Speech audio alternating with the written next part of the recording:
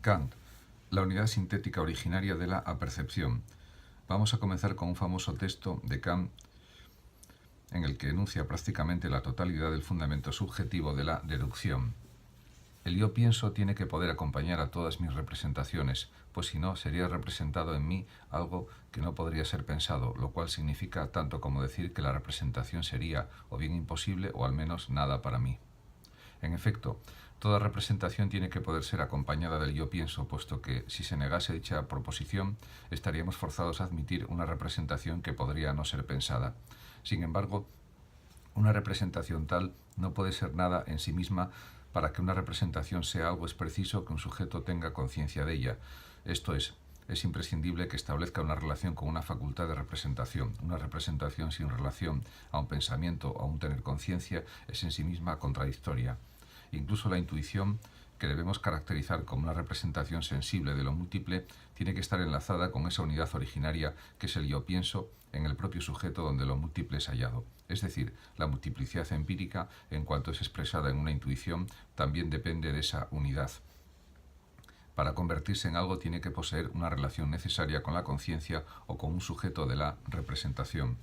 Sin embargo, la necesidad de esta referencia no requiere que en todos los casos la representación esté acompañada aquí y ahora por el yo pienso, sino que la expresión tiene que poder acompañar. Significa que siempre debemos encontrar tal referencia en el análisis de esa representación como su condición de inteligibilidad. Una vez que Kant ha mostrado la necesidad del yo pienso como elemento constituyente de toda representación, pasa a proporcionarle los nombres que derivan de sus propias determinaciones. El nombre general que se aplica es el de apercepción y se la define sucesivamente como pura, originaria y unificante.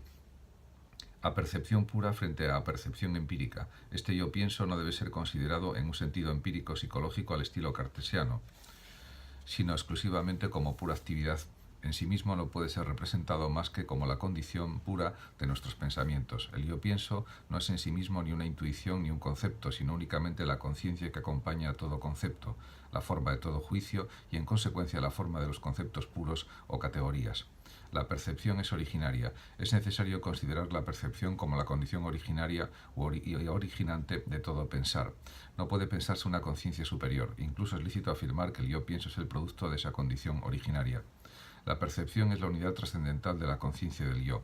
Es trascendental porque es condición a priori de posibilidad de la conciencia y es unidad por dos motivos. Por una parte, porque expresa, como se acaba de poner de manifiesto, la unidad de la conciencia en sus representaciones. Por otra, porque determina además al mismo tiempo la unidad del objeto representado, esto es, la unidad de una diversidad intuitiva. Ahora bien, ¿cómo es posible esta unidad trascendental? La respuesta es bastante convincente. Si se careciera de la mencionada capacidad originaria y consiguientemente solo poseyéramos una conciencia empírica, nuestro conocimiento sería algo así como una sucesión de representaciones empíricas acompañada cada una de ellas por una conciencia distinta. No tendría sentido hablar de un mismo e idéntico sujeto. No habría identidad en nuestras representaciones. Luego es necesaria esa unidad trascendental que garantice la unidad de la conciencia. A continuación se impone contestar la siguiente cuestión: ¿qué es aquello que permanece en una representación sintética? Tras poner entre paréntesis los datos diversos de la conciencia empírica.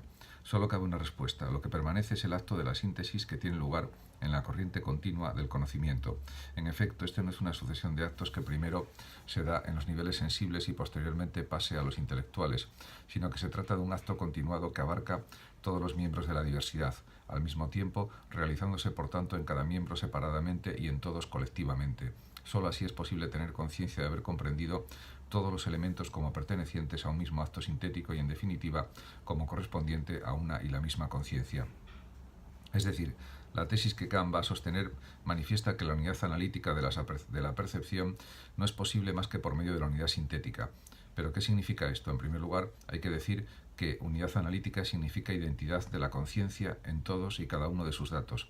La conciencia permanece única e idéntica en múltiples representaciones. No obstante, esa identidad de la conciencia solo es posible porque existe como su condición una unidad sintética, condición mediante la que puede reunirse lo múltiple de representaciones dadas, esto es, lo múltiple puro del espacio y del tiempo en una unidad trascendental. Así pues, la unidad sintética originaria posee una doble consideración.